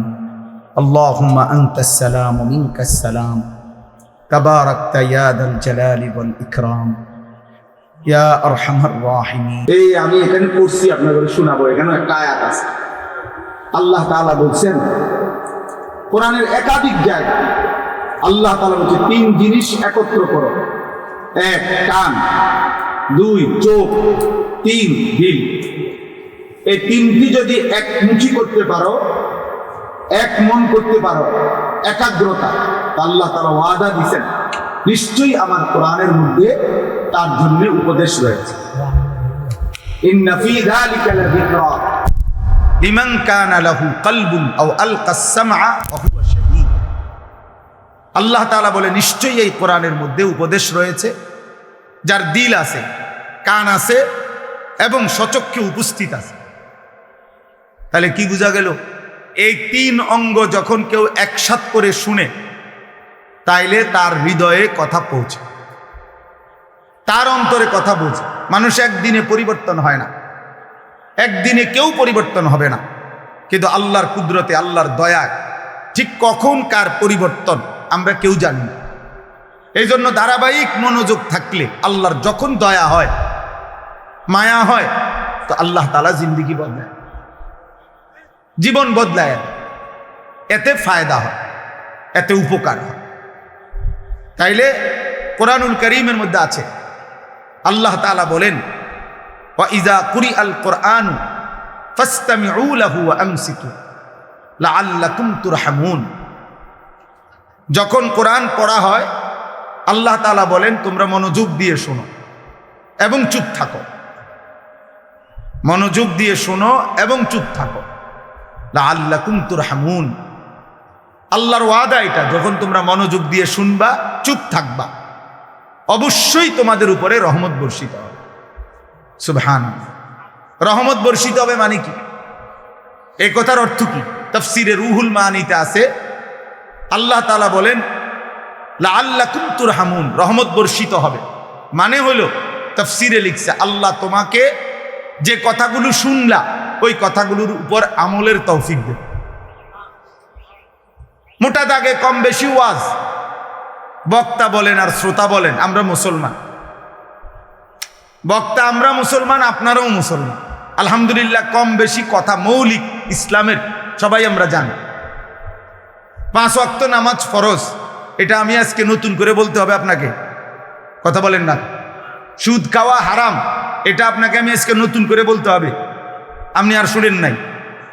তাইলে মোটা দাগের শরীয়তের বিধান, হালাল হারাম, মৌলিক বিধানগুলো, সূক্ষ্মগুলো ওলামায়ে কেরাম জানে, কিন্তু মোটা বিধানগুলো সবাই জানে না। তাহলে সবাই আমরা কম বেশি জানি, কিন্তু এই ওয়াজের মাকসাদ কি, ওয়াজের অর্থ কি? তাই প্রত্যেক জুমার নামাজে বয়ানের প্রয়োজন কি? তাই আপনারা তো একবার কইয়াই দিছি নামাজ 5 ওয়াক্ত ফরজ, আর বলার দরকার কি? আল্লাহ তাআলা কোরআন কারীমের মধ্যে বলছেন, হে নবী আপনি আমার কথা বারবার বলেন, বারবার বলেন, বারবার বলেন, বারবার বলেন, বারবার বলেন। কেন? ফাইন্নাদ যিকরা তানফাউল মুমিনিন, প্রত্যেকবারের বলার দ্বারা মুমিনের উপকার হবে। কতকাল শুনে নাই, আজ শুনবে, আজ শুনে নাই, কাল শুনবে। 10 বছর ফিরাই দিছে আল্লাহর কথা, হতে পারে মালিক চাইলে 10 বছর পরে আল্লাহর দিকে ফিরে আসবে। হাদিসে আপনি রাসূলুল্লাহ সাল্লাল্লাহু আলাইহি সাল্লামের জামানায় নবীজি মক্কায় এমনও ব্যক্তি ছিল, মক্কাতেই কালেমার দাওয়াত দিছেন। কেউ প্রথম দিনে কালেমা পড়ছে, কেউ 21 বছর পরে কালেমা পড়ছে। আবু সুফিয়ান রাদিয়াল্লাহু তাআলা আনহু, নবীজির চাচা আবু সুফিয়ান, তিনি মক্কার 13 বছর নবীজির সামনেই ছিলেন এবং নবী সাল্লাল্লাহু আলাইহি সাল্লাম উনাকে প্রতিদিনই নিয়মিত কালেমার দাওয়াত দিছে। কিন্তু উনি 13টি বছরে মক্কায় কালেমা গ্রহণ করেন। মদিনায় নবী সাল্লাল্লাহু আলাইহি সাল্লাম হিজরত করে গেছেন। বদরের যুদ্ধে উনি নবীজির বিরুদ্ধে ছিলেন, উহুদের যুদ্ধে উনি নবীজির বিরুদ্ধে ছিলেন, খন্দকের যুদ্ধে উনি নবীজির বিরুদ্ধে ছিলেন। 8ম হিজরিতে মদিনায় হিজরত করে নবী সাল্লাল্লাহু আলাইহি সাল্লাম যাওয়ার 8 বছরের মাথায় এই আগের 13 আর এখন হলো কত 8, কত হইলো এই 21 বছর পরে মক্কা বিজয়ের রাতে এই আবু সুফিয়ান রাদিয়াল্লাহু তাআলা আনহু তিনি কালেমা পড়ে মুসলমান। কিন্তু নবীজি দাওয়াত দিছে কত বছর আগ থেকে? 21 বছর আগ থেকে বলতে থাকছে, বলতে থাকছে, কিন্তু কালেমা পড়ছে কত বছর পরে? 21 বছর। 21 হাদিসে স্পষ্ট আছে, ওমরের জামানায়, হযরত উসমানের জামানায়, মানে নবী সাল্লাল্লাহু আলাইহি সাল্লামের ইন্তেকালের পরে 2.5 বছর খলিফা ছিলেন মুসলমানদের আবু বকর সিদ্দিক রাদিয়াল্লাহু তাআলা আনহু। 10.5 বছর মুসলমানদের খলিফা ছিলেন হযরত উমর রাদিয়াল্লাহু তাআলা আনহু।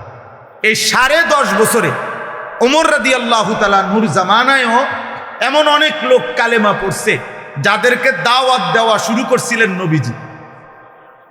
বুঝেন নাই কথাটা? দাওয়াতটা দিছিল কে? কিন্তু ঈমান আনছে কখন? নবী সাল্লাল্লাহু আলাইহি সাল্লামের ইন্তেকালেরও আরো 8 বছর পর, আরো 10 বছর পর। তাহলে নবীজির 23 বছরের হায়াত, পরে আরো 8 বছর, তাহলে 31 বছর, পরে আরো 10 বছর, তাহলে 33 বছর পরে কালেমা পড়ছে।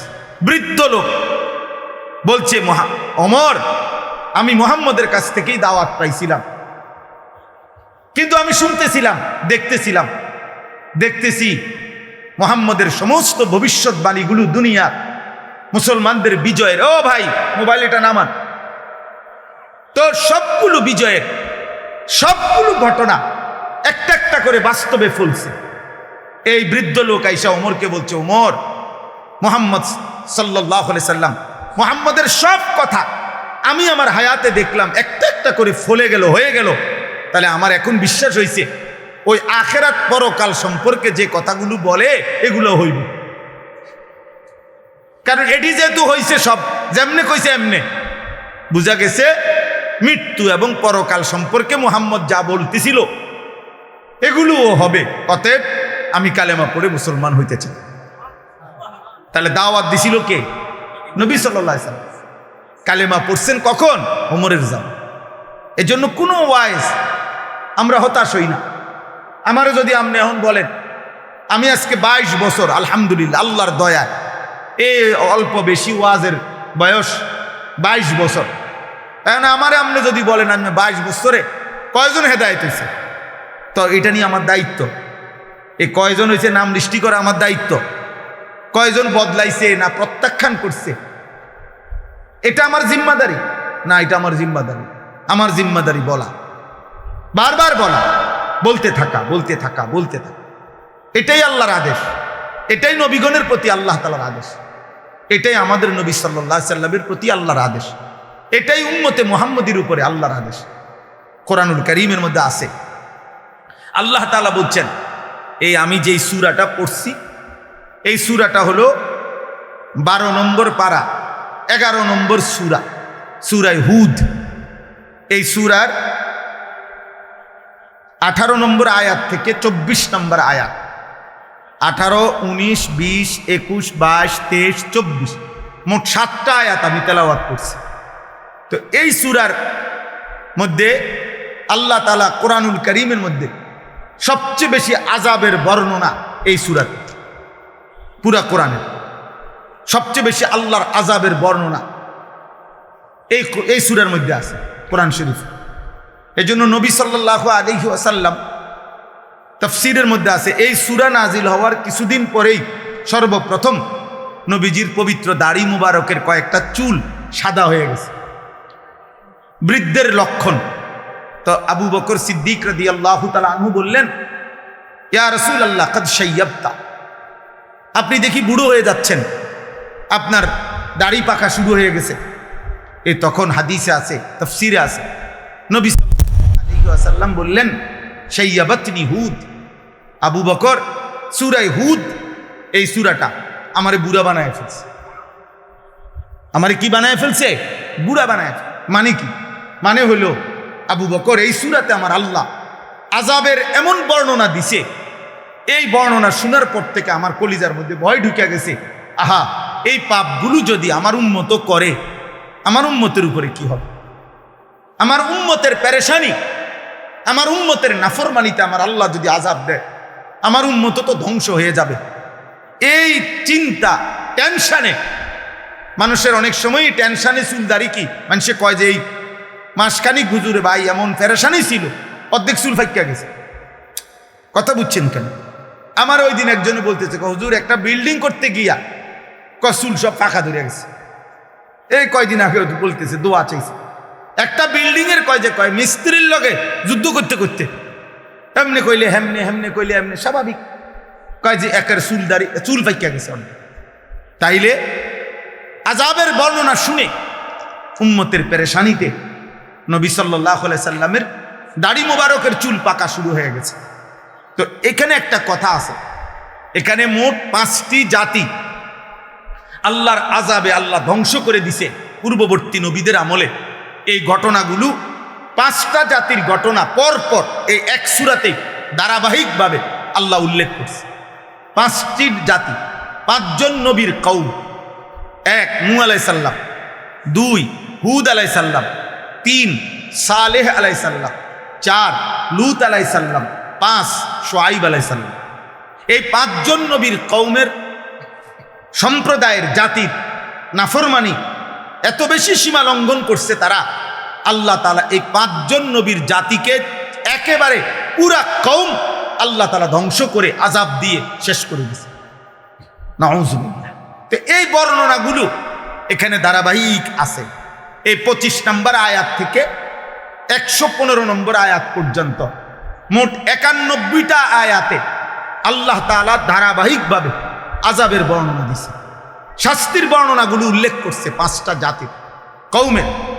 তো এরপরে দেখেন, সর্বশেষ সমস্ত বর্ণনা আযাবের শেষ করে আল্লাহ তাআলা একটা কথা নবীজিকে শুনাইছেন যে, হে বন্ধু, এই যে পূর্ববর্তী 5টি জাতিকে আমি শেষ করে দিলাম আযাব দিয়ে। কেন? চূড়ান্ত আযাব দিয়ে একের কোলের বাচ্চা, দুধের বাচ্চা, নারী, পুরুষ, জওয়ান, বুড়া, পুরা জাতি একসাথে শেষ করে দিছি। কেন দিলাম? ছোট বাচ্চাও ছিল, কোলের বাচ্চাও ছিল, সব শেষ করে দিছে আল্লাহ। কেন? প্রশ্ন হলো কেন? তো আল্লাহ তাআলা এখানে উল্লেখ করছে, বন্ধু, নাফরমানি শেষ, পাপ তো করতেছিল তারা, আমার অবাধ্যতা তো তারা করতেছিল, কিন্তু তাদের সীমা লঙ্ঘন হইল এই যে তারা পাপ করতে করতে এই পর্যায়ে পৌঁছছে যে একটা সময় আইসা পুরা জাতির মধ্যে আর কেউ কাউকে গুনাহ থেকে ফিরায় না, সংশোধনের আর কেউ চেষ্টা করছে না।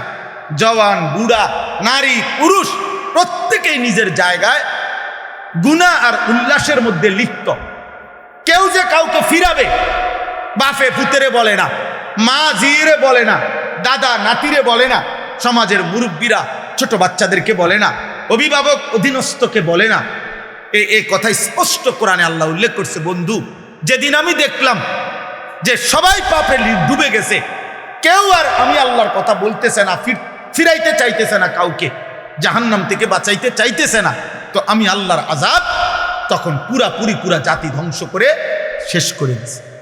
এখানে একটা কথা আছে, আল্লাহ তাআলা বলছে কোন জাতি, কোন সম্প্রদায় পাপ যতই করুক, যদি বন্ধু আপনার কাছে ওয়াদা দিলাম কিয়ামত পর্যন্ত নিজেদের মধ্যে যদি সংশোধনের চেষ্টা চালু রাখে, কম হোক, কিন্তু তাদের মধ্যে যদি ফিরাইবার চেষ্টা থাকে গুনাহ থেকে, নাফরমানি থেকে, আল্লাহর অবাধ্যতা থেকে, তাহলে আমি আল্লাহ ওয়াদা দিলাম পাপের পরিমাণ যতই হোক পুরা জাতি দুনিয়াতে আযাব দিয়ে ধ্বংস করব।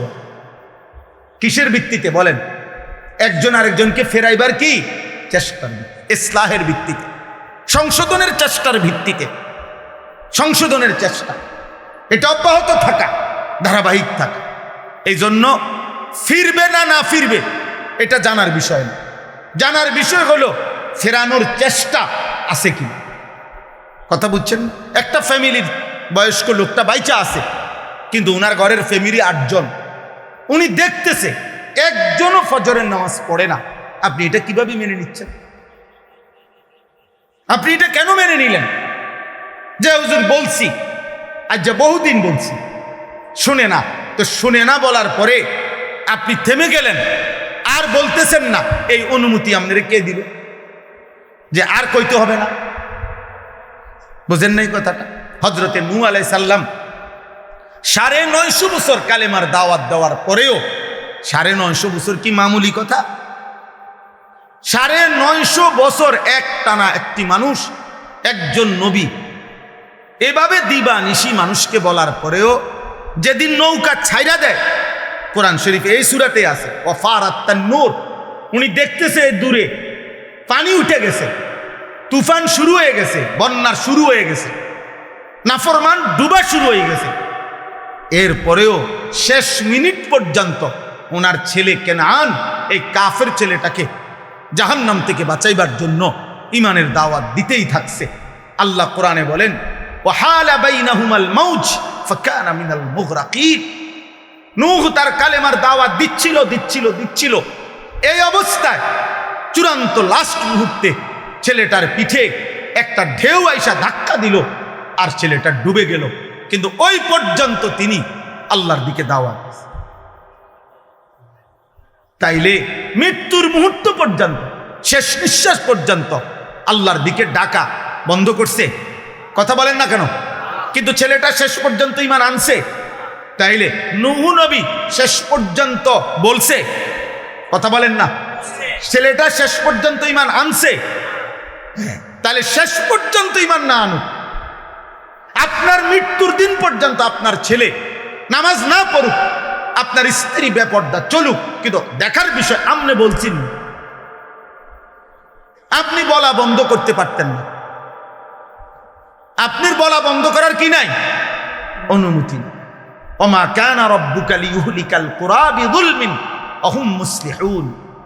আল্লাহ বলেন, যদি তোমাদের সম্প্রদায়ের মধ্যে ইসলাহের চেষ্টা থাকে, একজন আরেকজনকে ফিরাইবার চেষ্টা যদি করতে থাকো তোমরা, তো আমি আল্লাহ ওয়াদা দিলাম পাপের পরিমাণ যতই হোক আমি পুরা জাতি একসাথে শেষ করব।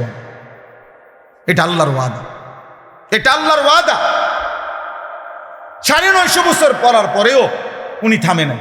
আচ্ছা, আপনারা বলেন, আমাদের প্রিয় নবী সাল্লাল্লাহু আলাইহি সাল্লামের চাচা আবু তালেব 38 বছর নবীজির পাশে ছিল, নবীজির সেবা করছে, নবী সাল্লাল্লাহু আলাইহি সাল্লামকে আগলাইয়া রাখছে আবু তালেব মোট 38 বছর।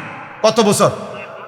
12 বছর বয়সে নবী সাল্লাল্লাহু আলাইহি সাল্লামের দাদা যখন ইন্তেকাল করে, এই 12 বছর বয়সে দাদা আব্দুল মুত্তালিব নবী সাল্লাল্লাহু আলাইহি সাল্লামকে আবু তালেবের হাতে তুলে দিয়ে গেছে, ছেলের কাছে ভাতিজাকে দিয়ে গেছে, বলছে আমার নাতি নবী সাল্লাল্লাহু আলাইহি সাল্লামের আব্বা জান তো ইন্তেকালই করছে, তো এই আবু তালেব দিয়ে গেছে দাদা আবু তালেবের হাতে।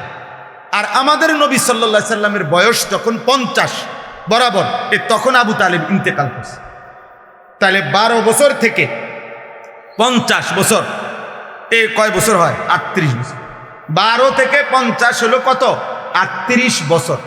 আচ্ছা, এই 38 বছরের মধ্যে নবীজি যে কালেমার দাওয়াত দিছে এই সময়সীমা হলো 10 বছর। কারণ নবীজির বয়স হলো 50, তখন মারা গেছে আবু তালেব। তাইলে নবীজিকে ইসলামের দাওয়াত অবস্থায় পাইছে কয় বছর? কেমনে বুঝলেন? ওই 40 থেকে কত? 50। কারণ তিনি দাওয়াত দেওয়া শুরু করছে মানুষকে কত বছর বয়সে? 40 বছরে। তাইলে আবু তালেবকে নবীজি কালেমার দাওয়াত দিছে 10 বছর। কত বছর? একটানা 10টি বছর বলার পরেও বুখারী শরীফের রওয়ায়াত একেবারে স্পষ্ট, লাম্মা হাদারাতিল ওয়াফাত